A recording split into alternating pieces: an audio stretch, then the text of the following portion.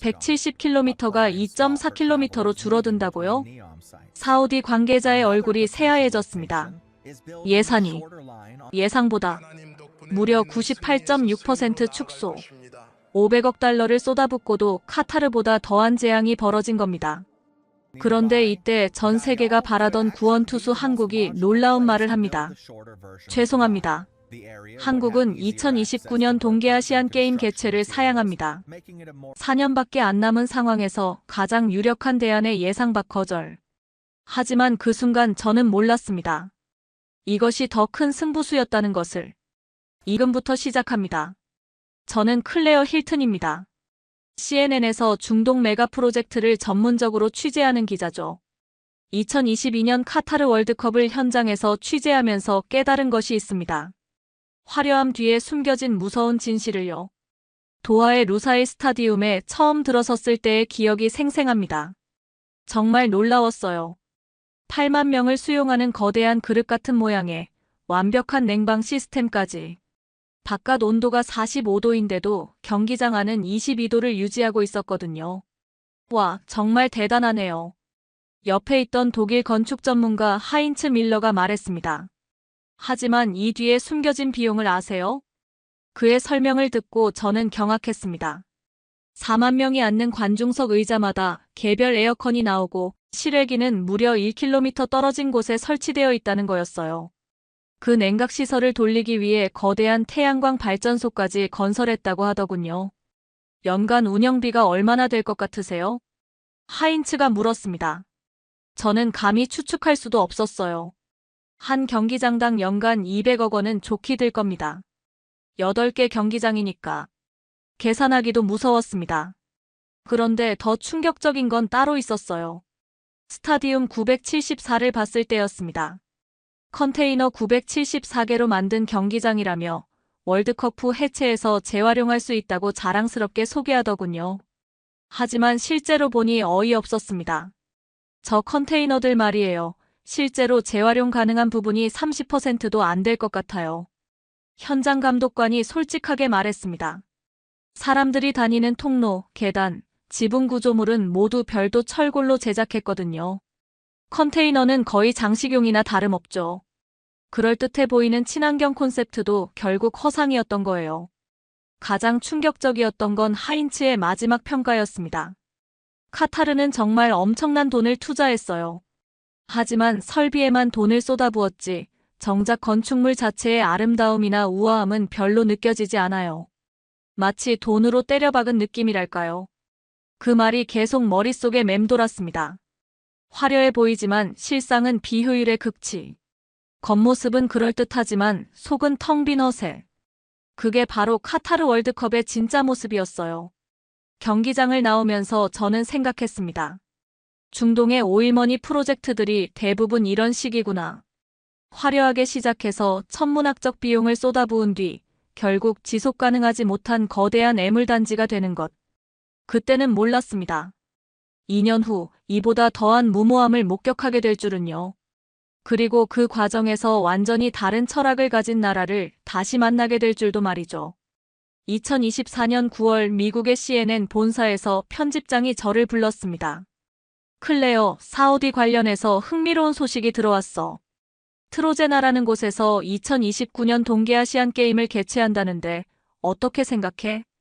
저는 즉시 반응했죠. 또 시작이군요. 카타르 월드컵의 사막 버전이겠네요. 편집장 존 해리슨이 웃으며 말했습니다. 정확히 그런 각도에서 취재해줬으면 해. 중동의 메가 프로젝트 실패 패턴을 분석하는 전문가잖아. 현장에 가서 직접 확인해봐. 사우디의 트로제나 프로젝트 자료를 보는 순간 저는 카타르에서 느꼈던 그 기시감이 다시 밀려왔습니다. 500억 달러 투자, 연중 평균 기온 47도의 사막에 스키장을 만들겠다는 계획. 네옴시티의 일부로 추진되는 또 하나의 과시용 프로젝트. 이것 봐요, 존. 제가 자료를 가리키며 말했습니다. 인공눈 제설 시설, 거대한 냉각 시설, 해수 담수화 플랜트까지. 카타르 경기장들보다 훨씬 더 큰 규모네요. 존이 고개를 끄덕였습니다. 그래서 더 관심이 가는 거야. 사우디가 또 어떤 실패작을 만들어낼지 궁금하거든. 집에 돌아가서 트로제나 관련 자료를 더 찾아봤습니다. 네옴시티 전체 계획의 일부인 이 프로젝트는 정말 황당했어요. 170km 길이의 직선 도시 더라인 옆에 눈 덮인 거대한 리조트를 만들겠다는 거였거든요. 가장 웃긴 건 홍보 영상이었습니다. 사막 한복판에서 스키를 타는 모습, 인공호수에서 수영하는 장면들. 완전히 자연을 거스르는 인공적인 환상이었죠. 이런 것들을 보면 정말 혼자 중얼거렸어요. 왜 이렇게 무리수를 둘까? 그 순간 문득 어린 시절 기억이 스쳐 지나갔습니다. 2002년 솔트레이크 동계올림픽 때였어요. 그때 제가 9살이었는데 TV로 한국 쇼트트랙 경기를 봤던 기억이요. 화려한 개막식도 거대한 경기장도 아니었어요. 지금 생각해보니 묘한 차이가 있었어요. 사우디나 카타르 같은 나라들은 항상 세계 최초 같은 수식어를 붙이며 화려함을 과시하려 하는데 한국은 그냥 묵묵히 자기 할 일을 하는 느낌이었거든요. 그런 생각을 하면서 잠이 들었습니다. 다음 날이면 리야드로 떠나야 했으니까요. 트로제나의 실체를 직접 확인하러 말이에요. 리야드행 비행기 안에서 저는 계속 그 기억을 떠올리고 있었습니다. 2002년 솔트레이크 동계올림픽 말이에요. 그때 저희 집 거실에는 큰 브라운관 TV가 있었어요. 아버지가 스포츠를 무척 좋아하셔서 올림픽 기간 내내 TV를 틀어놓으셨거든요. 9살이었던 저는 피겨스케이팅이나 스키점프 같은 화려한 종목들에 더 관심이 있었는데 어느 날 쇼트트랙 경기가 나왔어요. 클레어, 이 경기 봐라. 정말 재미있을 거야. 아버지가 말씀하셨죠. 처음엔 그냥 빙글빙글 도는 경기 같아서 별로 흥미가 없었어요. 그런데 막상 보니 달랐습니다. 한국 선수들이 나왔는데 다른 나라 선수들과 뭔가 다른 느낌이었어요. 화려한 유니폼을 입은 것도 아니고 특별히 큰 체격도 아니었는데 경기에 임하는 자세가 달랐거든요. 가장 기억에 남는 건 안현수라는 선수였어요. 조용하고 차분했는데 막상 경기가 시작되니 완전히 다른 사람 같았어요. 화려한 기술을 쓰는 것도 아니고 큰 몸짓을 하는 것도 아니었는데 결과는 압도적이었거든요. 저 선수는 왜 저렇게 조용한데 빠르죠? 제가 아버지께 물었어요. 조용한 게 아니야, 클레어. 집중하고 있는 거야. 불필요한 에너지를 쓰지 않고 정확히 필요한 곳에만 힘을 쓰는 거지. 그때는 무슨 말인지 정확히 이해하지 못했어요. 하지만 뭔가 인상적이었거든요. 다른 나라 선수들은 경기 전에 큰 동작으로 몸을 푸시고 관중들에게 손을 흔들고 카메라를 의식하는 것 같았는데 한국 선수들은 그냥 조용히 자기 세계에 빠져 있는 것 같았어요. 특히 기억나는 장면이 있어요.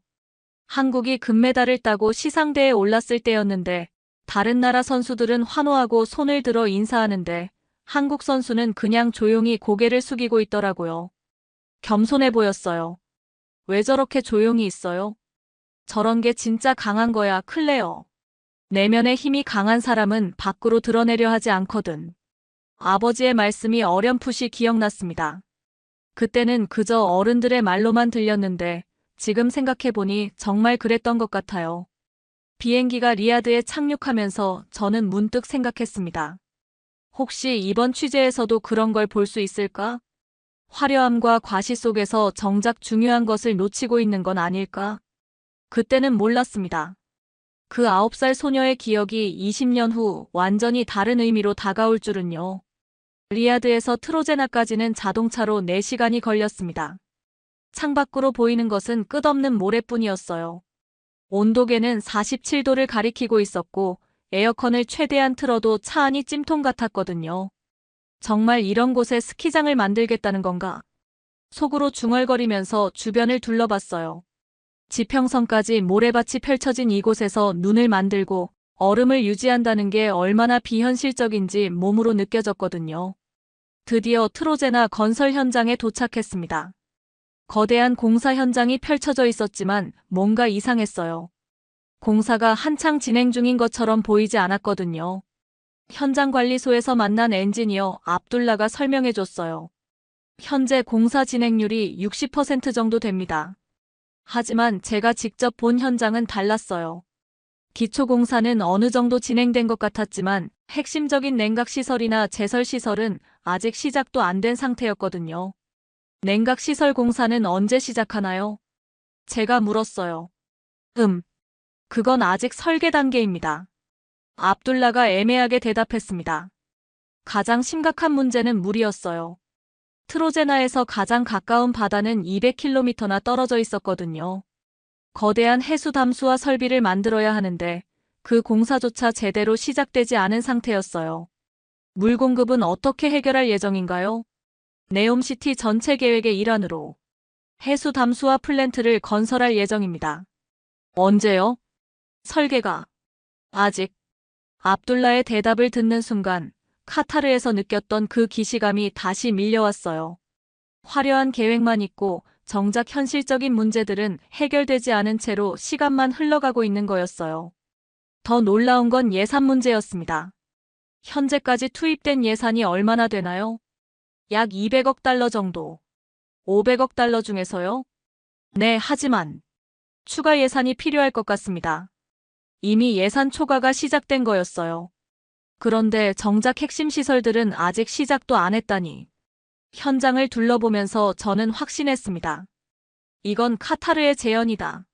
아니, 카타르보다도 더한 무모함이다. 카타르는 그래도 축구장이었어요. 사막 기후에 맞지 않지만 불가능하지는 않았거든요. 하지만 47도 사막의 스키장이라니. 이건 자연을 완전히 거스르는 일이었어요. 숙소로 돌아가는 길에 저는 생각했습니다. 왜 사우디는 이런 무모한 일을 계속 벌이는 걸까?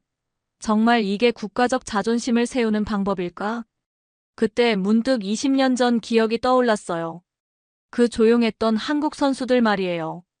그들은 화려한 쇼를 하지 않았지만 결과로 증명했거든요. 과연 그런 방식으로 접근하는 나라들은 이런 상황을 어떻게 볼까 궁금해졌어요. 리야드에서 마지막 날 현지 언론인들과 만나는 자리가 있었습니다. 그들의 반응이 흥미로웠어요. 솔직히 말하면요, 우리도 걱정이 많습니다. 사우디 가제트 신문의 기자 파이살이 조심스럽게 말했어요.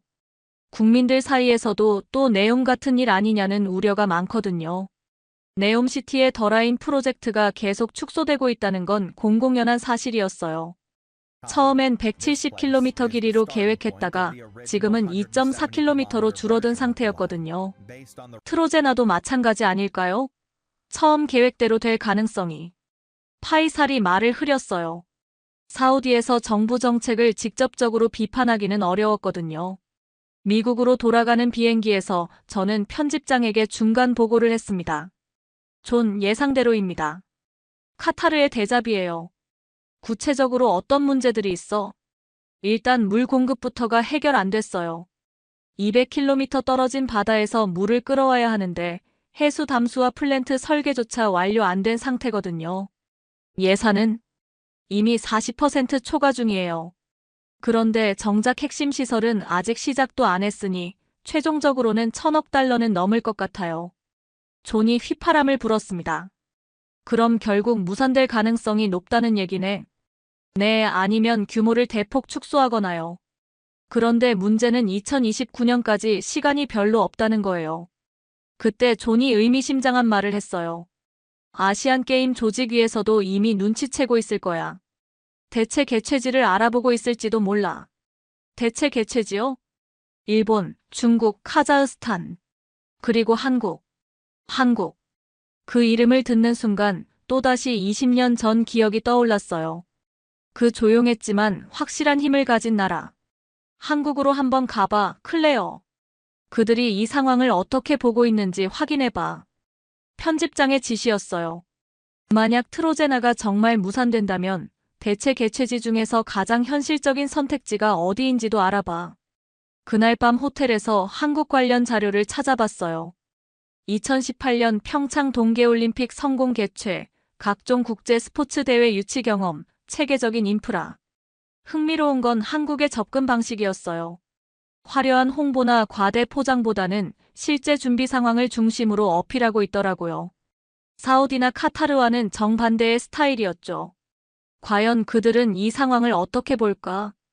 호기심이 생겼어요. 20년 전 그 조용한 강함이 지금도 여전할지, 아니면 다른 나라들처럼 화려함에 빠져 있을지. 비행기가 인천으로 향하면서 저는 기대와 궁금증을 동시에 안고 있었습니다. 인천공항에 내린 순간부터 뭔가 다른 느낌이었어요.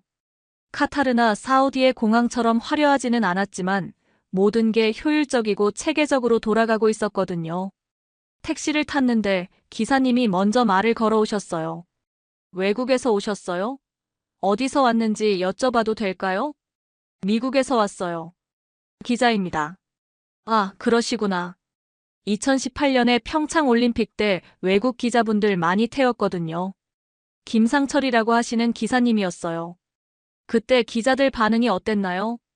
제가 물어봤어요. 처음엔 다들 의심스러워 하더라고요. 한국이 동계올림픽을 제대로 치를 수 있을까? 시설은 괜찮을까? 뭐 이런 식으로요. 저도 모르게 마음이 찔렸어요. 저 역시 그런 기자 중 하나였으니까요. 그런데 끝나고 나서는 어떻게 이런 걸 해냈냐고 놀라더라고요. 특히 미국이나 유럽에서 온 기자들이 그러더라고요. 김상철 기사님이 계속 말씀하셨어요. 사실 우리도 처음엔 걱정 많았어요. 돈도 별로 없고 다른 나라들처럼 화려하게 할 수도 없고. 그런데 막상 해보니까 되더라고요. 그 말이 묘하게 마음에 와닿았어요. 어떻게 된 거죠?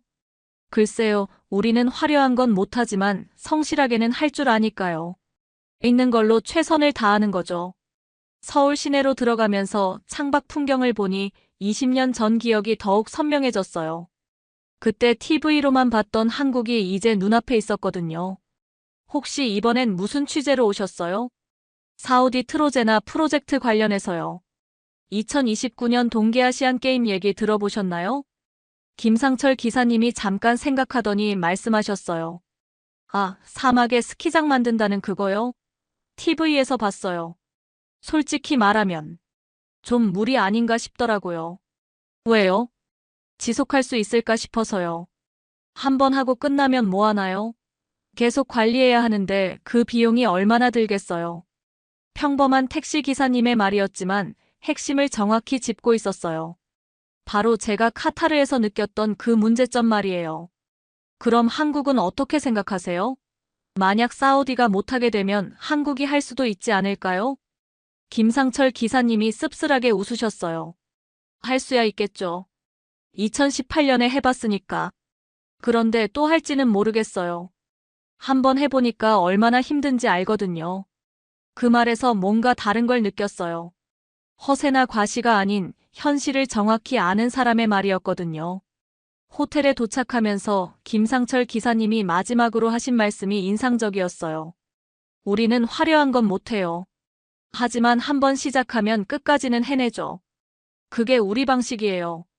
그날 밤 호텔방에서 저는 생각했습니다. 20년 전 9살 소녀가 TV로 본 그 조용한 강함이 아직도 여전한 걸까?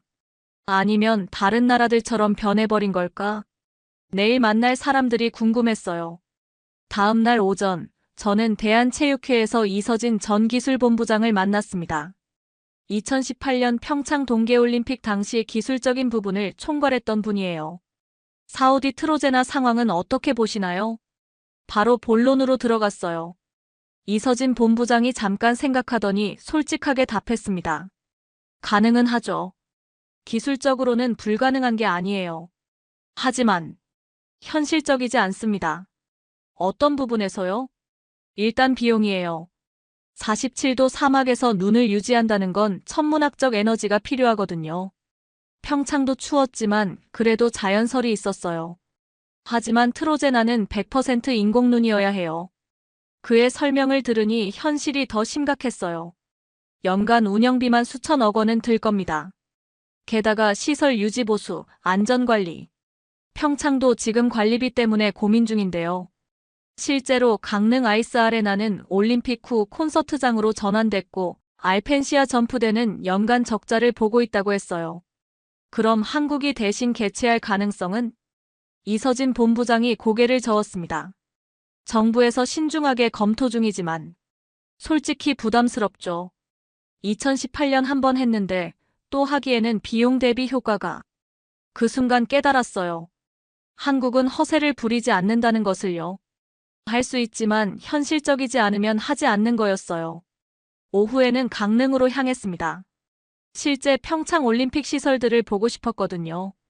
강릉 아이스 아레나에서 만난 김순자 씨는 당시 자원봉사자로 참여했던 분이었어요. 힘들었지만 의미 있었어요. 그런데 사실 우리도 처음엔 걱정 많았거든요. 어떤 걱정이었나요? 돈이 없어서요. 다른 나라들처럼 화려하게 할 수 없으니까 창피하지 않을까 싶었죠. 하지만 결과는 달랐어요. 막상 해보니까 화려함보다 중요한 게 따로 있더라고요. 선수들이 최고의 경기를 할 수 있게 해주는 것, 관객들이 안전하게 즐길 수 있게 해주는 것. 평창 올림픽 플라자에서 만난 서진 씨도 비슷한 얘기를 했어요. 무리하지 않는 게 중요해요. 우리 실정에 맞게 지속 가능하게 하는 거죠. 실제로 2024년 강원 청소년 올림픽은 기존 시설을 최대한 활용해서 성공적으로 개최됐다고 하더군요. 새로 짓지 않고 있는 것으로 최선을 다한 거였어요. 사우디처럼 무리하면 나중에 후회해요. 우리는 그런 실수를 하지 않으려고 해요. 돌아가는 길에 저는 확신했습니다.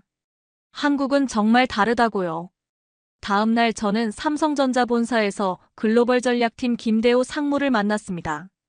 트로제나 관련해서 문의가 많이 들어오나요? 네, 냉각 시스템 쪽으로 많이 들어와요.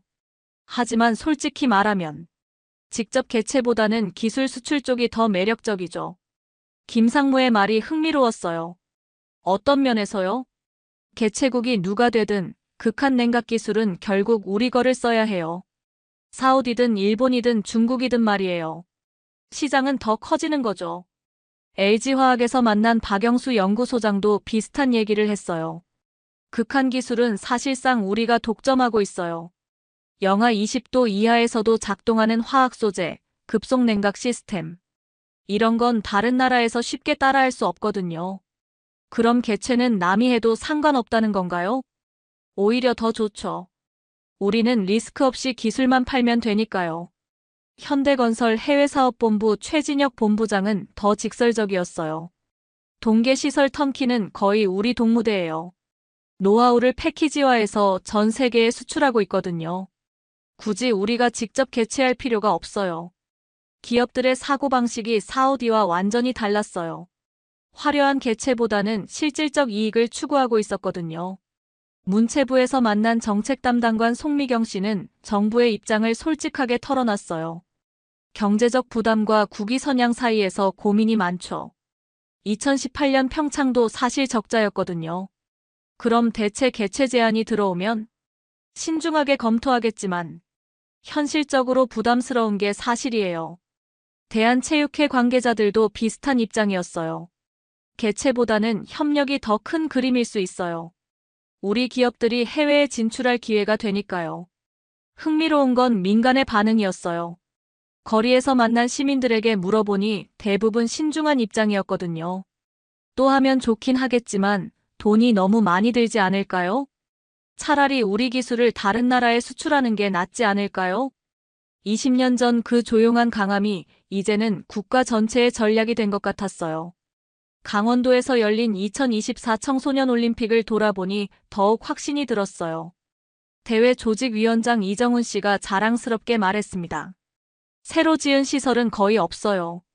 2018년 시설을 그대로 활용했는데 참가국들로부터 찬사를 받았거든요. 실제로 선수들과 관계자들의 평가는 최고였어요. 기존 유산을 잘 활용한 대회, 역대 가장 디지털화된 올림픽, 운영, 완벽했다, 효율적이고 체계적이었다. 돈 많이 쓰지 않고도 이렇게 할 수 있구나. IOC 관계자도 감탄했다고 해요. 철저한 유지보수 및 관리로 양호한 상태를 유지했죠. 한국은 정말 특별해요. 화려함보다 실력으로 승부하는 나라죠. 그때 저는 깨달았어요. 이게 바로 진짜 경쟁력이구나. 인천공항으로 가는 길에서 저는 지난 며칠을 되돌아봤어요. 김상철 기사님의 말이 계속 귓가에 맴돌았어요. 우리는 화려한 건 못해요. 하지만 한번 시작하면 끝까지는 해내죠. 20년 전 9살 소녀가 본 그 장면이 이제서야 완전히 이해됐어요. 조용하지만 확실한 그 힘이 바로 이런 것이었구나. 비행기 안에서 기사 제목을 구상했어요. 한국의 현명한 선택, 왜 한국은 2029년을 거절했을까? 사우디의 화려한 꿈과 대조되는 한국의 현명한 선택. 이게 진짜 이야기의 핵심이었어요. 미국에 도착한 지 일주일 후 제 기사가 CNN 일면에 실렸습니다. 사우디 트로제나 사막의 신기루인가 현실인가? 반응은 폭발적이었어요. 특히 사우디 정부의 반발이 거셌거든요. 서구 언론의 편견 어린 시각 네옴시티의 성공을 시기하는 보도. 하지만 현실은 제 예측대로 흘러갔어요. 트로제나 프로젝트는 더욱 지연됐고 예산은 계속 초과됐어요. 물 공급 문제는 여전히 해결되지 않았고 핵심 기술진들도 하나둘 떠나기 시작했거든요. 11월에는 네옴시티 CEO가 전격 사임했어요. 공식 이유는 개인 사정이었지만 업계에서는 프로젝트 전체가 흔들리고 있다는 분석이 나왔죠. 12월 싱가포르에서 열린 세계 수영 선수권 기간 중 저는 중요한 소식을 들었습니다. OCA 아시아 올림픽 평의회가 비공식적으로 각국에 혹시 대체 개최 가능하냐는 타진을 하고 있다는 거였어요. 유승민 IOC 위원을 만난 자리에서 조심스럽게 물어봤어요. 트로제나 상황을 어떻게 보시나요? 글쎄요. 2029년까지 시간이 많지 않죠. 준비하려면 지금부터 시작해야 하는데. 말을 흐렸지만 의미는 분명했어요. 각국의 반응은 어떤가요? 일본이 가장 적극적이에요. 사포로 시설들을 재활용할 수 있다고 하니까. 중국은 베이징을 연속으로 하기엔 부담스러워하고 카자흐스탄은 경제적 여건이. 한국은요? 유승민 위원이 잠깐 망설이더니 말했어요.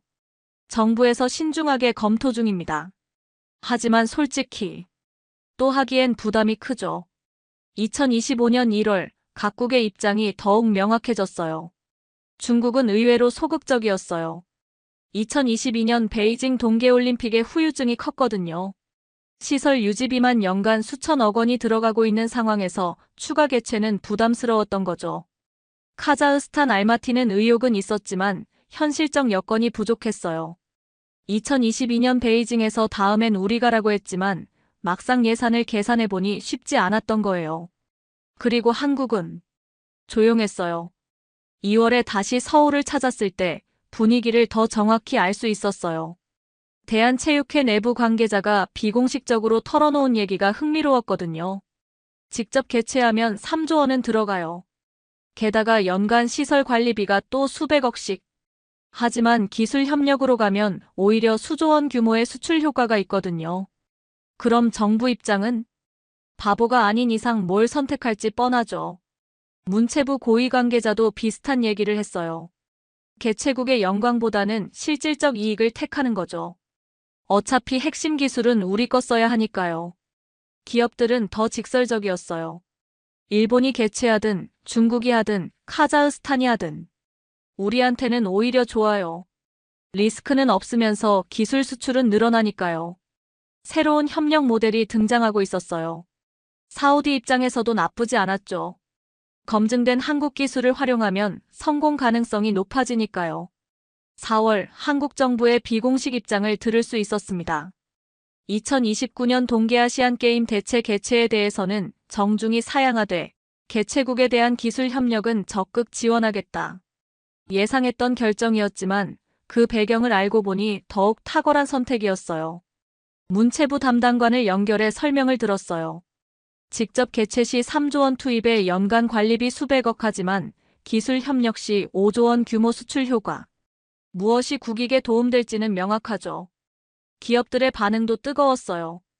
이제 전 세계 동계시설이 우리 기술 없이는 안 되는 구조가 됐어요. 삼성전자 김상무의 말이었어요. 사우디와 완전히 다른 길을 택한 거죠. 화려한 실패보다는 조용한 승리를요.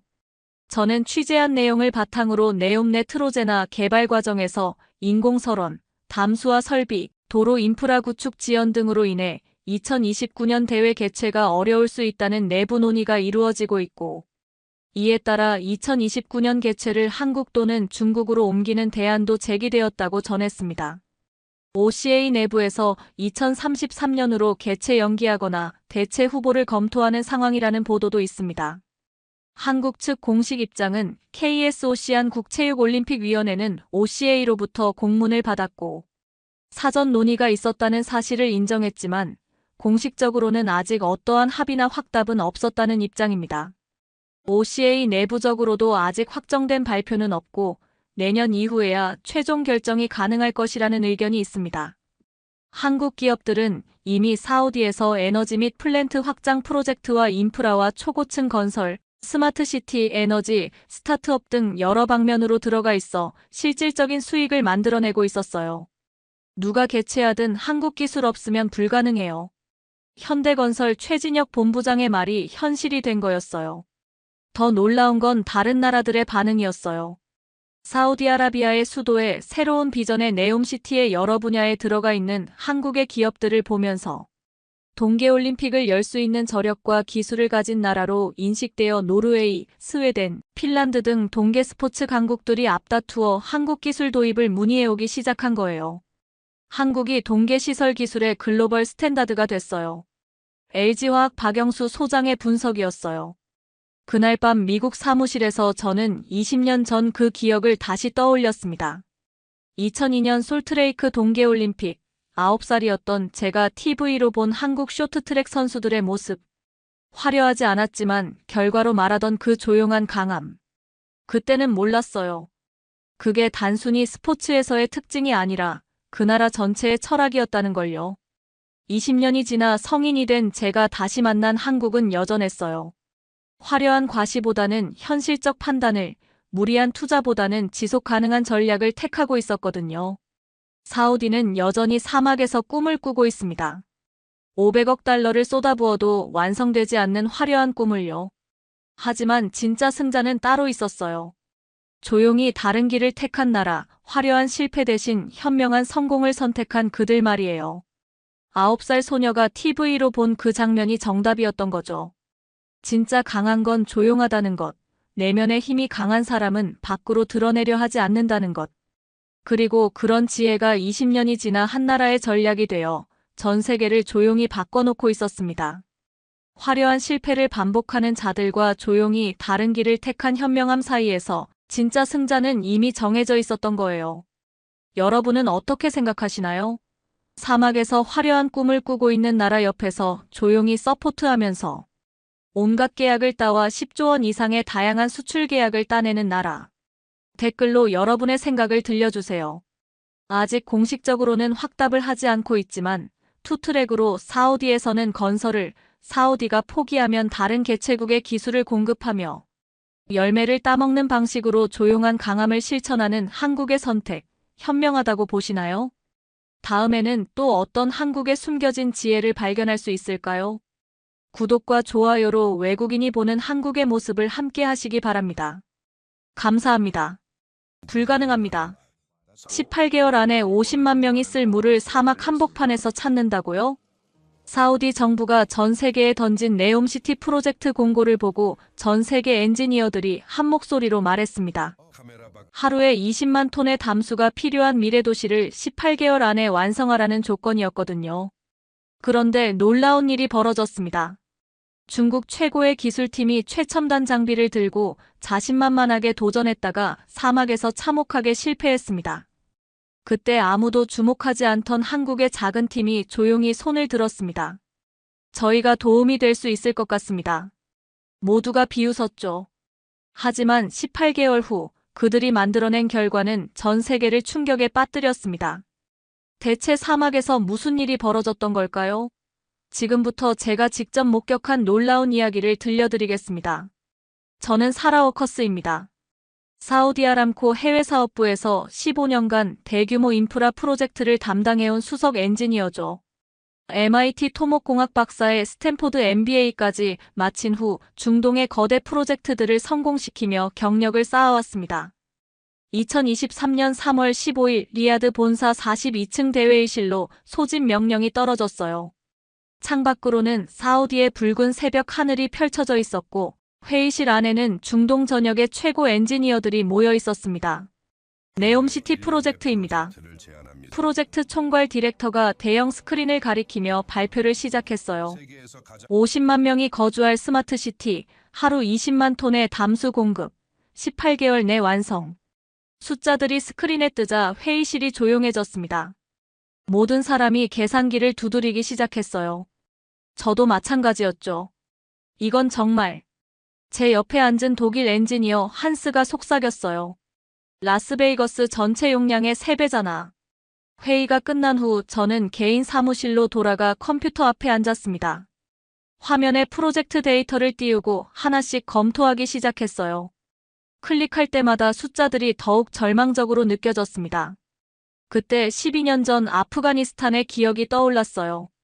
중국 업체 담당자가 현지 사정을 우리가 더 잘 안다며 정밀 지질 조사를 생략했던 일 말이죠. 결국 댐이 무너져 마을 전체가 침수되었고 그 책임을 일부나마 져야 했던 제가 승진해서 2년이나 밀렸었거든요. 이번에는 절대 그런 일이 없어야 해. 모니터를 응시하며 다짐했습니다. 검증된 과학적 방법만 사용하자. 3월 28일 베이징에서 온 중국 지질조사팀이 킹 압두라지즈 국제공항에 도착했습니다. 팀장인 왕 리밍 박사는 중국 최고의 지하수 전문가로 유명한 인물이었어요. 공항 VIP 라운지에서 첫 만남을 가졌는데 왕 박사의 자신감이 대단했습니다. 워커스 박사님, 걱정할 필요 없어요. 그는 완벽한 영어로 말했어요. 우리 팀에는 세계 최첨단 AI 기반 지하수 탐지 시스템이 있거든요. 테이블 위에 올려진 태블릿 화면에는 화려한 3D 그래픽이 돌아가고 있었어요. 이 시스템은 인공위성 17개와 실시간 연동되어 지하 500m까지 분석이 가능합니다. 인상적이네요. 저도 감탄했어요. 정말 과학적이고 체계적인 접근법이었거든요. 현장으로 향하는 고급 버스 안에서 중국 팀원들의 전문성을 관찰할 수 있었어요. 12명 모두가 노트북을 펼쳐놓고 데이터를 정리하고 있었죠. 대화도 전부 영어로, 그것도 기술적 용어들로만 이루어졌어요. 온도 편차 분석, 지질 층서 구조, 수음양 매핑. 정말 프로다운 모습이었어요. 네옴시티 예정지에 도착했을 때는 정말 압도되었습니다. 15m 높이의 대형 굴착기 세대가 사막 한복판에 우뚝 서 있었고 위성통신 안테나가 달린 컨테이너 5개가 일렬로 배치되어 있었어요. 장비 투자만 12억 달러입니다. 왕 박사가 자랑스럽게 말했어요.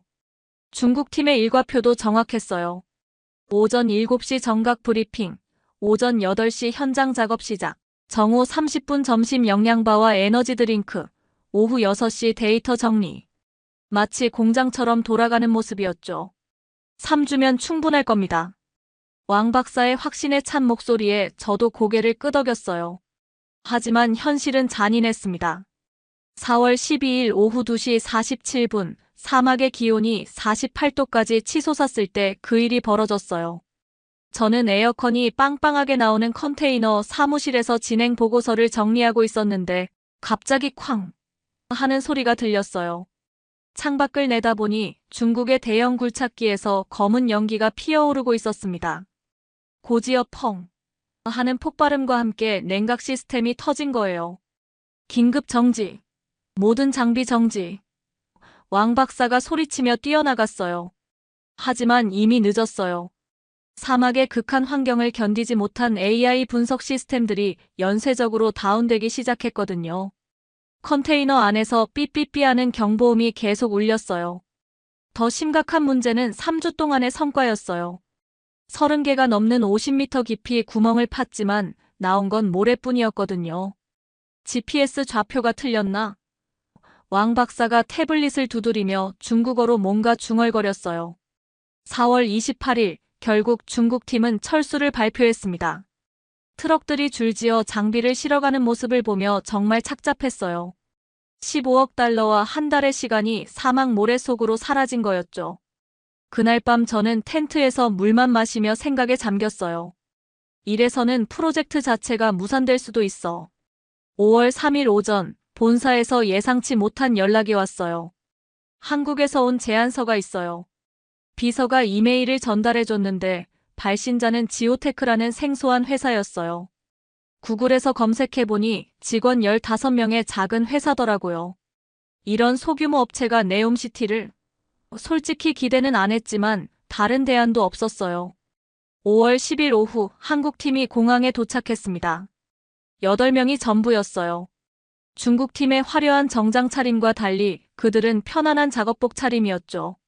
공항 로비에서 처음 본 김민수 팀장의 첫인상은 평범했어요. 키 172cm 정도의 중년 남성으로 특별할 게 없어 보였죠. 그런데 인사를 받을 때 깜짝 놀랐어요. 김 팀장이 명함을 건넬 때 두 손을 다 사용하더라고요. 오른손으로 명함을 주면서 왼손은 오른팔을 받치고 동시에 고개를 살짝 숙이는 거예요. 안녕하세요. 지오테크 김민수입니다.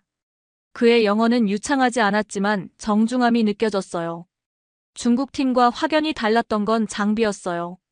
소형 드릴 2대, 휴대용 분석기 몇 개, 그리고 노트북 몇 대가 전부였거든요. 트럭 한 대에 다 들어갈 정도였죠. 이걸로 정말 뭘 할 수 있을까? 속으로 의심했지만 다른 선택의 여지가 없었어요. 현장으로 가는 버스 안에서 한국팀을 관찰했는데 정말 독특했어요. 8명이 조용히 앉아서 각자 작은 수첩에 뭔가를 적고 있더라고요. 중국팀처럼 영어로 시끄럽게 토론하지도 않았고 그냥 묵묵했어요. 저들은 뭘 생각하고 있을까? 궁금했지만 물어볼 분위기는 아니었어요. 한국팀이 작업을 시작한 첫 3주는 정말 답답한 시간이었어요. 가장 눈에 띈 건 그들의 하루 시작 방식이었어요. 매일 아침 6시, 다른 팀들이 모두 잠들어 있을 때 한국팀은 이미 모여서 회의를 하고 있었거든요. 신기한 건 그들이 뜨거운 차를 마시고 있다는 거였어요. 47도 사막에서 뜨거운 차라니. 팀장님, 왜 뜨거운 걸 마세요? 궁금해서 물어봤더니 김 팀장이 보온병 뚜껑을 돌리며 대답했어요. 몸을 따뜻하게 하면 오히려 더위를 이길 수 있어요. 우리 할머니가 그러셨거든요. 할머니요? 정말 의외였어요. 과학자가 할머니 얘기를 하다니. 점심시간엔 더 신기한 광경을 봤어요.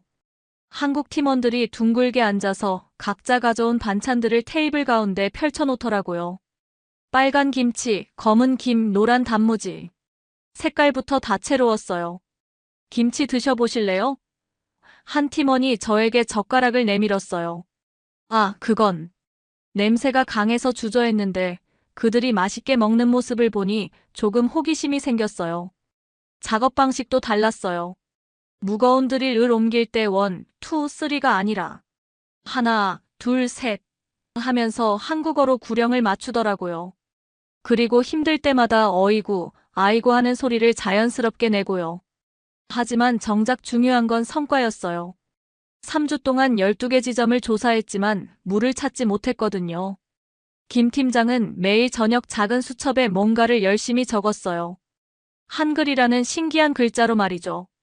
동그라미와 네모가 섞인 듯한 그 글자들을 보며 궁금했어요. 저 글자로 뭘 쓰고 있는 걸까? 5월 말이 되자 한국팀 분위기도 무거워지기 시작했어요. 저녁에 라면을 끓여 먹을 때도 평소보다 말이 없었거든요. 이대로 가면 중국팀 전철을 밟는 건 아닐까? 불안한 마음이 커져갔어요. 5월 30일부터 상황이 심각해지기 시작했습니다. 본사에서 매일같이 전화가 걸려왔어요. 부사장의 목소리가 스피커폰을 통해 울려 퍼졌습니다. 워커스 수석, 한국팀 성과는 어때요? 투자자들이 계속 문의하고 있어요. 아직 조사 중입니다. 제가 대답했지만 목소리에 확신이 없었어요. 조사요? 벌써 3주가 지났잖아요. 중국팀보다 더 오래 걸리고 있어요. 더 큰 타격은 언론 보도였어요. 아랍뉴스 헤드라인이 태블릿 화면에 떴습니다. 네옴시티 급수 시스템, 설계조차 못하고 있어. CNN에서도 사우디의 야심찬 네옴시티, 물 공급 문제로 좌초위기라는 기사를 냈더라고요. 현장 분위기는 더욱 침울했어요. 한국팀이 저녁 식사를 하는 모습을 멀리서 지켜봤는데 평소 같으면 둘러앉아서 이야기꽃을 피우는데 그날은 달랐어요. 김 팀장이 작은 휴대용 버너에 라면을 끓이고 있었어요. 물이 끓자 면을 넣고 스프를 뿌리고 그 위에 김치를 올리더라고요. 다른 팀원들도 각자 가져온 김이나 단무지를 조금씩 나눠 먹었지만 대화는 거의 없었어요. BTS 덕분에 라면은 알고 있었는데 저렇게 김치까지 넣어서 먹는 거였구나. 신기하긴 했지만 그들의 침묵이 더 걱정스러웠어요. 6월 2일 저녁 김 팀장이 한국 본사와 화상 통화를 하는 소리가 들렸어요. 텐트 밖에서도 들릴 정도로 목소리가 커졌거든요. 물론 한국어라 무슨 말인지는 몰랐지만 톤으로 봐서는 어려운 상황을 보고하는 것 같았어요. 통화가 끝난 후 김 팀장이 혀를 차는 소리가 들렸어요. 쯧. 그리고 에이 하면서 머리를 긁는 모습이 보였어요. 절망적인 상황인데도 왠지 모르게 정겨워 보이더라고요. 그날 밤 저는 텐트에서 차가운 생수를 마시며 생각에 잠겼어요. 12년 전 아프가니스탄처럼 또 실패하는 건 아닐까? 6월 5일 이른 아침, 완전히 예상치 못한 일이 벌어졌습니다. 새벽 6시쯤 텐트에서 나와 세면을 하려는데 현장 입구에 낙타 한 마리가 서 있더라고요. 그리고 그 옆에는 전통 베두인 복장을 한 장신의 노인이 서 있었어요. 흰색 토브를 입고 빨간 체크무늬 구투라를 머리에 두른 모습이 정말 위험 있어 보였어요. 키가 185cm는 좋게 되어 보이는 60대 후반의 남성이었죠. 이분이 압둘 하미드 족장님입니다. 김 팀장이 제게 소개해 주더라고요. 그런데 정말 깜짝 놀란 일이 벌어졌어요. 족장이 김 팀장을 보더니 갑자기 안녕하세요 하면서 한국어로 인사를 하는 거예요. 어떻게 한국말을? 저는 정말 당황했어요. 족장이 주름진 얼굴에 미소를 띠며 영어로 설명했어요. 오래전에 한국 친구들과 일한 적이 있거든요. 그때 조금 배웠습니다. 김 팀장도 놀란 표정이었어요. 정말요? 언제요? 1983년이었어요. 제가 23살 때였죠. 족장이 말을 이어갔습니다. 저희 조상들이 수백 년 동안 이 사막에서 물을 찾아온 방법이 있어요. 혹시 도움이 될지도 모르겠어요. 순간 제 머릿속에 12년 전 아프가니스탄의 악몽이 선명하게 떠올랐어요. 중국 업체가 현지 사정을 우리가 더 잘 안다며 과학적 조사를 생략했다가 댐이 무너진 그 참혹한 기억 말이에요. 족장님, 정말 감사한 제안이지만 제가 정중하지만 단호하게 말했어요. 저희는 과학적이고 검증된 방법만 사용해야 해요. 경험에만 의존하는 건 너무 위험합니다. 하지만 김 팀장의 반응은 완전히 달랐어요. 족장 앞에서 깊게 허리를 숙이며 자세히 말씀해 주세요라고 정중히 요청하더라고요. 더 신기한 건 그 다음이었어요. 김 팀장이 땅에 쪼그려 앉는 거예요. 의자도 없는데 정말 자연스럽게 앉더라고요. 서양인인 저는 의자 없으면 서 있거나 바닥에 엉덩이를 대고 앉는 게 전부인데 저렇게 편하게 앉을 수 있다니 신기했어요. 저 자세로 어떻게 저렇게 오래 앉아있지? 정말 궁금했어요. 족장의 설명은 제게는 정말 충격적이었습니다. 밤에 바람이 부는 방향을 관찰해야 해요. 족장이 손으로 바람 방향을 가리키며 말했어요. 그리고 모래 색깔의 미묘한 변화를 봐야 하고 특정한 식물들이 자라는 패턴도 살펴봐야 해요. 이건 완전히 비과학적이에요. 저는 참을 수 없어서 소리쳤어요. 바람 방향이나 모래 색깔로 지하수를 찾는다고요? 우리에게는 정밀한 지질 조사 장비가 있어요. GPS로 정확한 위치를 측정하고 전자파 스캔으로 지하 구조를 파악할 수 있거든요. 12년 전의 기억이 계속 머릿속을 맴돌았어요. 또 이런 식이야. 아시아인들은 왜 항상 이런 감각적인 방법을 믿는 거지? 하지만 한국팀의 반응은 저와 180도 달랐습니다. 김 팀장이 작은 수첩을 꺼내서 족장의 말을 한글로 꼼꼼히 적기 시작했거든요. 그 신기한 네모와 동그라미가 섞인 글자들로 말이에요. 다른 팀원들도 진지한 표정으로 족장의 설명을 들었어요. 누군가는 휴대폰으로 족장의 손짓을 동영상으로 찍기도 하더라고요. 팀장님, 설마 저런 방법을 진지하게 고려하시는 건 아니죠? 제가 당황하며 물었어요. 김 팀장이 수첩을 덮으며 조용히 대답했어요. 일단 들어보죠. 수백 년 동안 이 사막에서 살아온 사람들의 지혜에는 분명 이유가 있을 거예요. 이유라고요? 과학적 근거 없는 추측으로요? 모든 자연 현상에는 원인이 있어요. 우리가 아직 이해하지 못하는 것도 있을 수 있고요. 그날 오후 1시쯤 정말 어이없는 일이 벌어졌어요. 한국팀 전체가 족장과 함께 현장을 돌아다니기 시작한 거예요. 족장이 이쪽 바람이 조금 다르네요라고 하면 한국 팀원이 즉시 휴대용 풍향계를 꺼내서 정확한 방향과 풍속을 측정했어요. 모래 색깔이 저기서부터 달라져요라고 하면 또 다른 팀원이 디지털 카메라로 사진을 찍고 GPS 좌표까지 입력하더라고요. 저는 그늘진 텐트에서 얼음물을 마시며 그 모습을 지켜봤어요. 12년 전 중국 팀과 똑같잖아. 왜 아시아인들은 항상 이런 식이지? 하지만 이상하게도 한국 팀원들의 표정은 점점 밝아지고 있었어요. 뭔가 새로운 가능성을 발견한 듯한 기대감이 역력했거든요. 설마 저런 걸로 정말 뭔가 나올까? 의심스러웠지만 한편으로는 조금 호기심도 생겼어요. 6월 12일 오전 10시 정각, 제 인생에서 가장 치명적인 전화가 걸려왔습니다. 긴급 화상회의입니다. 지금 당장 연결하세요. 비서의 긴장된 목소리가 위성전화를 통해 들렸어요. 노트북을 켜고 화상회의에 접속하자 리야드 본사 대회의실이 화면에 나타났어요. 건설부 파루크 차관을 비롯해 고위 관료 5명이 엄숙한 표정으로 앉아 있었죠. 워커스 수석. 파루크 차관의 목소리는 얼음장처럼 차갑했어요. 더 이상 기다릴 수 없습니다. 화면 속 차관의 얼굴이 클로즈업 되었어요. 투자자들이 계속 의문을 제기하고 있어요. 언론에서도 프로젝트 실패 가능성을 기정사실처럼 보도하고 있고요. 다른 관료가 끼어들었어요. 중국팀 실패 후 2개월이 지났는데 아직도 성과가 없어요. 일주일입니다. 차관의 선언이 화면을 통해 전달되었어요. 일주일 안에 구체적이고 측정 가능한 성과를 보여주지 못하면 계약을 해지하겠습니다. 제 손이 떨리기 시작했어요. 차관님, 일주일은 너무 짧은 시간입니다. 조금만 더 시간을. 아니요. 이미 충분한 기회를 드렸어요. 세 번째 실패는 용납할 수 없습니다.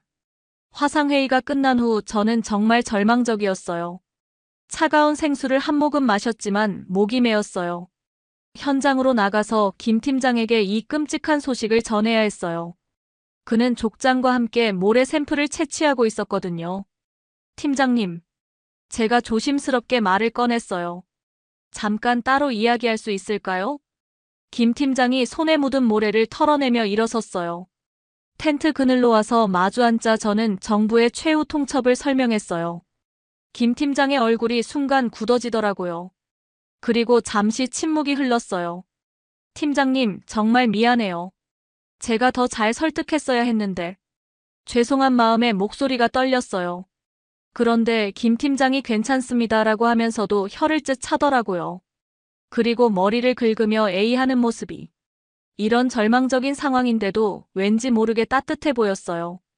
일주일이면 정말 촉박하네요. 하지만 최선을 다해보겠습니다.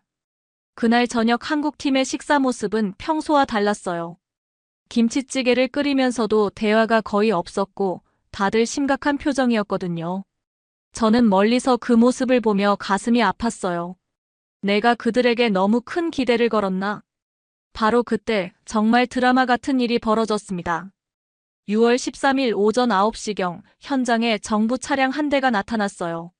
새하얀 토요타 랜드크루저에서 말끔한 정장 차림의 젊은 남성이 내렸죠. 안녕하세요. 그가 유창한 영어로 자기소개를 했어요. 저는 투자개발부의 파이살 알하미드입니다. 순간 족장이 환한 미소를 지으며 달려갔어요. 파이살, 여기서 뭐 하는 거야? 외삼촌. 파이살이 족장과 포옹하는 모습을 보고 저는 깜짝 놀랐어요. 이분이 제 조카예요. 족장이 저희에게 설명했어요. 정말 놀라운 우연이었어요. 족장이 자신의 조카에게 한국팀을 도와달라고 부탁한 거였죠. 파이살이 진지한 표정으로 말을 이었어요. 외삼촌께서 전화하셨어요. 이 한국팀은 다른 팀들과 다르다고 하시더라고요. 우리의 방식을 무시하지 않고 함께 배우려 한다면서요. 김 팀장이 고개를 끄덕이며 들었어요. 그래서 본부에 직접 가서 추가 시간을 요청해 보려고 해요. 일주일만 더 달라고요. 하지만 차관님이 직접. 제가 걱정스럽게 말했어요. 제가 설득해 보겠어요. 대신 그 기간 안에 확실한 성과를 보여주셔야 해요. 김 팀장이 파이살에게 다가가서 두 손으로 정중하게 악수를 청했어요. 역시나 한국식으로 고개를 살짝 숙이면서요. 정말 감사합니다. 반드시 좋은 결과를 보여드리겠습니다. 그 순간 현장 분위기가 완전히 바뀌었어요. 절망에 빠져있던 한국 팀원들의 얼굴에 다시 희망이 보이기 시작했거든요. 족장, 한국팀, 그리고 파이살까지 합세한 삼각 협력이 시작된 거였어요. 저는 이 모든 상황을 지켜보며 묘한 감정이 들었어요. 혹시 정말 뭔가 달라질 수 있을까? 12년 만에 처음으로 제 마음속 편견에 작은 균열이 생기기 시작했어요. 6월 15일 저녁, 정말 충격적인 진실이 밝혀졌습니다. 그날 오후 족장이 김 팀장을 따로 불러서 현장 한쪽 그늘진 곳에서 오랫동안 대화를 나눴어요. 처음엔 아랍어로 이야기하다가 나중엔 영어와 한국어가 뒤섞인 이상한 대화가 계속됐거든요. 저는 멀리서 그 모습을 지켜봤는데 갑자기 김 팀장의 표정이 완전히 바뀌는 걸 봤어요. 놀라움과 충격 그리고 뭔가 깊은 감동이 동시에 드러나는 표정이었죠. 무슨 이야기를 하고 있는 거지? 정말 궁금했는데 곧 그 이유를 알게 되었어요. 족장이 천천히 40년 전 이야기를 꺼낸 거였어요. 1983년 여름이었어요. 족장이 먼 하늘을 바라보며 회상했어요. 그때 제가 23살이었는데 한국에서 온 지질조사팀이 있었거든요. 김 팀장이 숨을 죽이고 들었어요. 정말 특별한 사람들이었어요. 다른 서구 팀들과는 완전히 달랐죠. 우리를 무시하거나 하대하지 않았어요. 오히려 우리에게 배우려고 했죠. 족장의 목소리에 감정이 실렸어요. 특히 팀장이 인상 깊었는데 참 성실하고 겸손한 사람이었어요. 족장이 잠시 말을 멈추더니 김 팀장을 바라보며 조심스럽게 물었어요. 혹시 그분 성함이 뭐라고 하셨는지 기억하세요? 김 팀장의 목소리가 떨렸어요. 김대호였을까요? 김대호. 맞아요. 족장이 소리쳤어요. 어떻게 아셨어요? 김 팀장의 눈에 눈물이 맺히기 시작했어요. 그분이 제 아버지예요. 그 순간 정말 소름이 돋았어요. 40년이라는 긴 세월을 건너뛰어 아버지와 아들, 그리고 족장의 인연이 다시 만난 거였거든요. 족장도 눈물을 흘리며 김 팀장의 손을 잡았어요. 대호 씨의 아들이라니. 이게 우연일 리 없어요. 이건 운명이에요. 저는 그 장면을 보며 가슴이 뭉클해졌어요. 이런 드라마틱한 순간을 실제로 목격하게 되다니. 족장은 40년 전의 기억을 더욱 자세히 들려줬어요. 당시 대호 씨 팀은 정말 달랐어요. 족장이 감회에 젖은 목소리로 말했어요. 다른 외국 팀들은 항상 우리가 더 안다. 너희 말은 들을 필요 없다 이런 식이었거든요. 김 팀장이 아버지에 대한 이야기를 놓치지 않으려고 조그만 녹음기까지 꺼내더라고요. 하지만 대호 씨는 정반대였어요. 제게 이렇게 말했거든요. 족장이 약간의 한국어를 섞어서 말했어요. 압둘, 과학과 경험은 적이 아니야. 서로 도와주는 친구야. 아버지가 그런 말씀을 하셨다고요? 김 팀장이 놀라워했어요.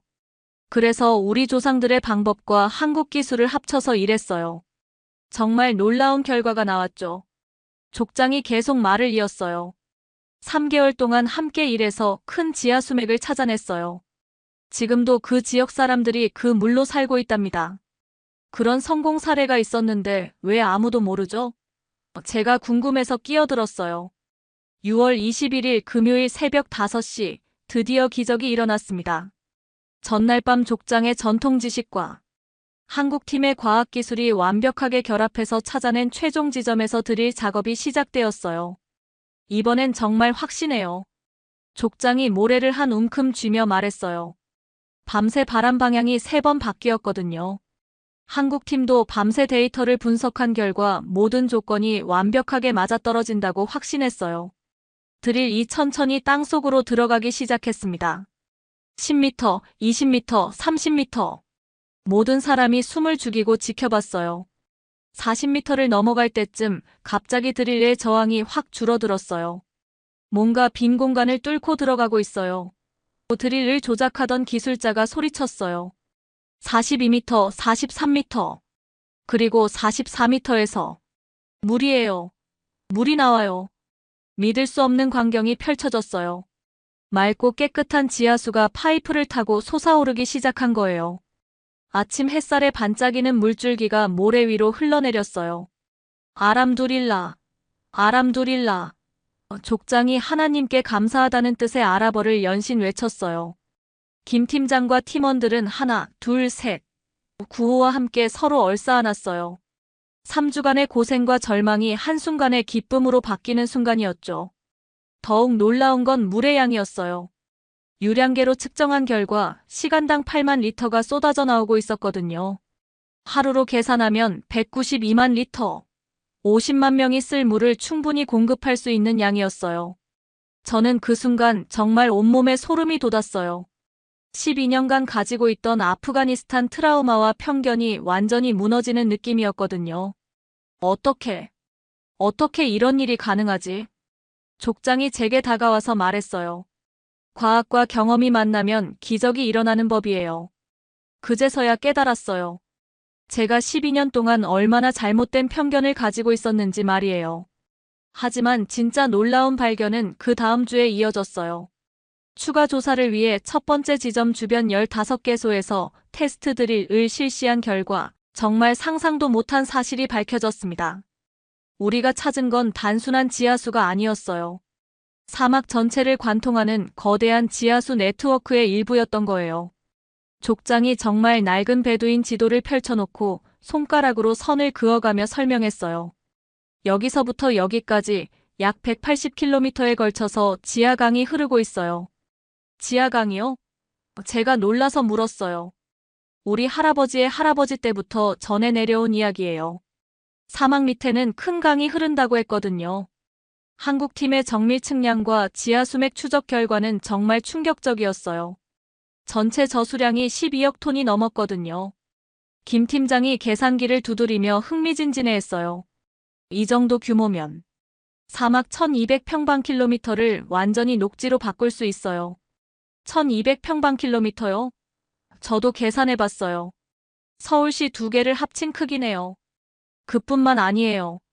족장이 지도를 가리키며 말했어요. 이 물줄기를 따라가면 다른 오아시스들과도 연결되어 있어요. 정말 거대한 생명의 네트워크예요. 그날 저녁 성공을 축하하는 특별한 만찬이 열렸어요. 한국팀이 김치찌개와 불고기를 준비했고 족장이 전통 베두인 음식을 가져왔어요. 저도 이번엔 주저하지 않고 김치찌개를 한 그릇 떠먹었어요. 매콤한 맛이 사막의 더위를 날려주는 것 같네요. 모두들 박수를 치며 웃었어요. 그 순간 정말 많은 생각이 들었어요. 제가 평생 과학적이라고 믿어왔던 것들이 사실은 편견이었고 정말 위대한 발견은 서로 다른 지혜가 만날 때 일어나는 거였구나. 7월부터 본격적인 사막 녹화 프로젝트가 시작되었습니다. 한국팀이 설계한 스마트 관계 시스템은 정말 혁신적이었어요. 단순히 지하수를 끌어올리는 게 아니라 사막의 자연 순환을 이용한 지능형 물 공급 시스템이었거든요. 첫 번째 시범 구역은 축구장 140개 크기인 100헥타르로 정했어요. 불과 3개월 전까지 뜨거운 모래만 있던 땅에 파이프라인과 스프링클러를 설치하기 시작했죠. 정말 여기서 식물이 자랄 수 있을까요? 제가 의심스러워하며 물었어요. 김 팀장이 무릎을 꿇고 모래를 한 움큼 쥐어보더니 말했어요. 토양이 서서히 변하고 있어요. 물이 스며들면서 미네랄 성분이 활성화되고 있거든요. 처음 2주 동안은 정말 답답했어요. 매일 수만 리터의 물을 뿌려도 겉보기엔 젖은 모래만 있을 뿐이었거든요. 하지만 한국팀은 포기하지 않았어요. 매일 아침마다 현장을 돌며 토양 상태를 체크했어요. 작은 변화라도 놓치지 않으려고 했죠. 3주째 되던 7월 20일 아침, 정말 기적 같은 일이 벌어졌어요. 저기 좀 보세요. 한 팀원이 손가락으로 가리키며 소리쳤어요. 사막 여기저기에서 작은 녹색 새싹들이 고개를 내밀고 있었거든요. 처음엔 눈을 의심했어요. 그런데 정말이었어요. 아이고, 드디어 나왔네. 김 팀장이 새싹 앞에 쪼그려 앉으며 감탄사를 내뱉었어요. 족장도 매일 낙타를 타고 현장에 와서 내 평생에 이런 광경을 보다니. 정말 꿈만 같아요라며 감격해했어요. 1개월 후인 8월 말, 그곳은 완전히 다른 세상이 되어 있었습니다. 작지만 푸른 오아시스가 사막 한복판에 펼쳐진 거예요. 바람에 흔들리는 풀잎들과 노란 야생화들이 피어나는 모습이 정말 환상적이었거든요. 저는 그 풍경을 보며 가슴이 벅차올랐어요. 이게 정말 현실이야? 사막 녹화 성공에 힘입어 네옴시티 본격 설계가 시작되었습니다. 8월 초 리야드에서 정부 고위 관료들이 현장을 시찰하러 왔어요. 녹화된 사막을 보고 모두들 믿을 수 없다며 감탄했죠. 이제 본격적인 도시 설계에 들어가겠습니다. 김 팀장이 대형 태블릿으로 3차원 설계도를 보여주며 설명을 시작했어요. 화면에 나타난 네옴시티 계획은 정말 놀라웠어요. 지하수 네트워크를 중심으로 한 완전한 친환경 순환 도시였거든요. 지하수를 끌어올려서 도시 전체에 공급하고 사용한 물은 첨단 생물학적 정화 시설을 거쳐서 다시 지하 대수층으로 되돌려보내는 시스템입니다. 정부 관료들이 박수를 쳤어요. 이거야말로 진정한 지속가능 도시군요. 족장도 설계도를 보며 우리 조상들의 오아시스 지혜와 21 세기 첨단 기술이 이렇게 완벽하게 만날 줄이야라며 감탄했어요. 설계 작업이 진행되는 동안 한국팀의 꼼꼼함에 계속 놀랐어요. 점심 도시락을 먹으면서도 한 손으로는 태블릿을 조작하며 설계를 수정하더라고요. 밥알이 화면에 떨어질까봐 몸을 비스듬히 틀면서 말이에요. 저런 세심함까지도 배워야겠어. 정말 감탄스러웠습니다. 파이살도 매일 현장에 와서 이 시스템이 완성되면 중동 전체가 주목할 거예요. 정말 혁명적인 변화가 될 거라고요라며 기대감을 드러냈어요. 8월 30일 드디어 네옴시티 1단계 구역이 완공되었습니다. 50헥타르 규모의 스마트 주거단지가 사막 한복판에 우뚝 서 있었어요. 불과 4개월 전까지 뜨거운 모래와 바위만 있던 곳에 녹색 정원과 미래형 건물들이 조화롭게 어우러진 거였죠. 가장 놀라운 건 물 공급 시스템의 완벽함이었어요. 하루 7만 톤의 담수가 24시간 중단 없이 공급되고 있었고 사용된 물의 95%가 정화되어 다시 순환되고 있었어요. 9월 5일 공식 개장식에는 사우디 왕세자가 직접 참석했습니다. 헬리콥터에서 내린 왕세자가 녹색 오아시스를 보고 이것이 바로 사우디 비전 2030의 실현이군요라며 깊은 감명을 받았어요. 이 모든 것이 어떻게 가능했습니까? 왕세자가 김 팀장에게 물었어요. 김 팀장은 왕세자 앞에서도 변함없이 정중했어요. 깊게 허리를 숙이며 두 손으로 악수를 청하는 모습이 인상적이었죠.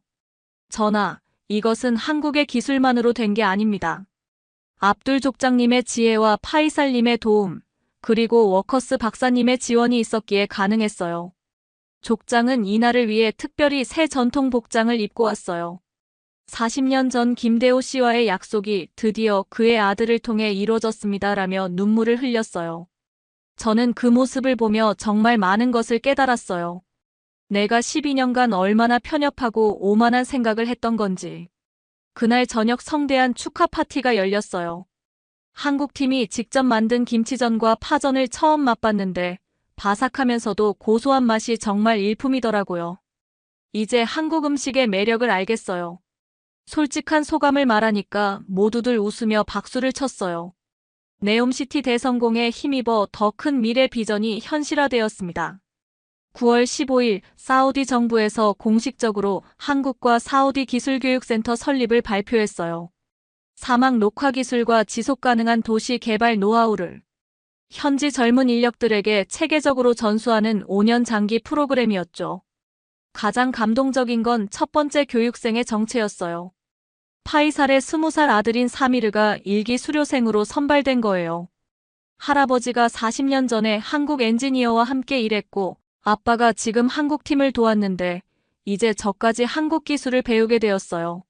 사미르가 족장에게 말하는 모습이 정말 뭉클했어요. 한국팀은 교육센터에서도 독특한 방식을 보여줬어요. 단순히 기술만 가르치는 게 아니라 함께 식사하고 차를 마시며 진정한 인간관계를 만들어가는 거였거든요. 사미르가 처음으로 한국 컵라면을 먹어보고 와, 이게 이렇게 맛있는 거예요? K-팝 아이돌들이 먹는다고 해서 궁금했는데 라며 놀라워하는 모습이 정말 귀여웠어요. 김 팀장은 사미르에게 한국어도 가르쳐줬어요. 안녕하세요를 안녕하세요라고 발음하는 사미르를 보며 모두들 귀엽다며 웃었죠. 감사합니다를 한국어로 뭐라고 해요? 사미르가 물어봤어요. 감사합니다. 김 팀장이 천천히 발음해줬어요. 감사합니다. 사미르가 따라하니까 발음이 조금 이상했지만 마음이 전해졌어요. 교육 과정을 지켜보면서 저도 정말 많이 배웠어요. 한국팀의 끈기와 세심함, 그리고 상대방을 진심으로 존중하는 마음을 직접 목격할 수 있었거든요. 2024년 4월 15일, 정말 믿기 어려운 성과가 완성되었습니다. 네옴시티 전체 1단계가 완공되었고, 주변 사막 500평방킬로미터가 푸른 녹지로 완전히 변해 있었어요.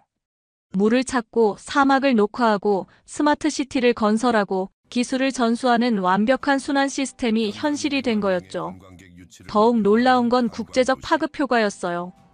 UAE에서 두바이 사막 녹화 프로젝트를 공식 의뢰했고, 쿠웨이트에서는 신도시 급수 시스템 구축을, 카타르에서는 월드컵 경기장 주변 대규모 녹화 사업을 한국팀에게 요청했거든요. 이집트에서도 나일강 유역 사막화 방지 프로젝트를 의뢰했어요. 중동 전체가 한국의 사막 기술에 주목하기 시작한 거였죠. 사미르는 이제 혼자서도 중급 규모의 사막 녹화 프로젝트를 이끌 수 있는 전문 엔지니어가 되어 있었어요. 할아버지의 전통 지혜와 한국의 첨단 기술을 모두 배워서 정말 행복해요. 이제 제가 다른 사람들을 가르칠 수도 있어요. 족장은 손잡벌되는 사미르가 성장하는 모습을 보며 눈물을 글썽였어요. 40년 전 김대호 씨와의 약속이 그의 아들 민수를 통해 이뤄지고 이제 우리 손자 세대까지 이어지고 있구나. 2024년 5월 15일 프로젝트 공식 완료 보고서를 작성하는 날이었어요. 김 팀장이 저를 따로 불러서 작은 선물을 건넸습니다. 한국에서 어머니가 직접 담그신 김치예요. 집에 가져가서 가족분들과 함께 드셔보세요. 예쁜 유리병에 담긴 빨간 김치를 받아들며 저는 정말 복잡한 감정이 밀려왔어요. 12년 전 아프가니스탄에서의 편견부터 시작해서 지금까지의 모든 과정이 파노라마처럼 스쳐 지나갔거든요. 김 팀장님, 제가 떨리는 목소리로 말했어요. 정말 죄송해요. 처음에 제가 얼마나 편견과 오만함으로 가득했는지. 12년 동안 아시아의 지혜와 경험을 무시하며 살았는데 정말 부끄럽고 죄송합니다. 김 팀장이 따뜻한 미소를 지으며 제 어깨를 가볍게 두드렸어요. 워커스 박사님, 괜찮아요. 서로 다른 문화와 방식이 만나면 처음엔 오해와 갈등이 생길 수밖에 없어요. 중요한 건 진심으로 소통하려고 노력하는 마음이죠. 그리고 이번 프로젝트를 통해서 우리 모두 배웠잖아요. 혼자서는 불가능한 일도 함께하면 기적을 만들 수 있다는 걸요. 족장도 다가와서 제 두 손을 잡으며 말했어요. 워커스 박사님도 이제 우리 가족이에요. 40년 전 대호 씨가 그랬듯이 당신도 사막의 진정한 친구가 되었어요. 2024년 6월, 저는 사우디아람코 부사장으로 승진했습니다. 하지만 그보다 훨씬 더 큰 의미는 제 인생관과 세계관이 완전히 바뀐 거였어요. 지금 네옴시티는 중동 최고의 친환경 스마트시티로 자리 잡았고 전 세계 50개국에서 견학단이 찾아오는 모델 도시가 되었습니다. 그리고 그 놀라운 성공의 중심에는 한국 기술과 베두인 지혜의 완벽한 만남이 있었어요. 매일 아침 저는 리야드 사무실에서 김 팀장이 준 김치 한 젓가락을 먹으며 하루를 시작해요. 처음엔 너무 매워서 물을 들이켰는데 이제는 이 맛 없이는 아침이 시작되지 않을 정도로 좋아하게 되었거든요. 그리고 이제 확신합니다. 한국 사람들은 단순히 뛰어난 기술자들이 아니었어요. 그들은 다른 문화의 지혜를 겸손하게 받아들이면서도 자신들의 기술과 완벽하게 융합시키는 놀라운 능력을 가진 진정한 미래 설계자들이었습니다. 무엇보다 그들의 따뜻한 마음과 상대방을 진심으로 배려하는 자세, 그리고 마지막까지 포기하지 않는 끈기가 이 모든 기적을 만들어낸 것이죠. 사막에 핀 이 기적은 단순히 물을 찾고 도시를 건설한 이야기가 아니었습니다. 서로 다른 문화와 지혜가 만나 편견의 벽을 허물고 더 큰 가치를 창조할 수 있다는 것을 보여준 진정한 협력과 화합의 결과였어요. 그리고 저는 이제 깊이 깨달았습니다. 진정한 혁신과 성공은 최첨단 기술만으로 이루어지는 게 아니라 겸손한 마음으로 다른 문화의 지혜를 받아들이고 진심으로 협력할 때 비로소 만들어진다는 것을 말이에요. 한국인들이 보여준 이 모든 것들이 제게는 평생 잊지 못할 가장 소중한 선물이 되었습니다. 이 이야기는 지금 이 순간에도 전 세계 곳곳에서 묵묵히 일하고 있는 우리 한국인들의 이야기입니다. 그들의 진심과 노력이 헛되지 않도록 이 영상을 널리 공유해주세요. 구독과 좋아요도 잊지 마시고 특히 해외에서 고생하시는 우리 교민들과 기술자분들께 응원의 메시지를 전하기 위해 이 영상을 공유 부탁드립니다. 다음에는 더욱 감동적인 이야기로 찾아뵙겠습니다. 지금까지 감동 맛집이었습니다. 감사합니다.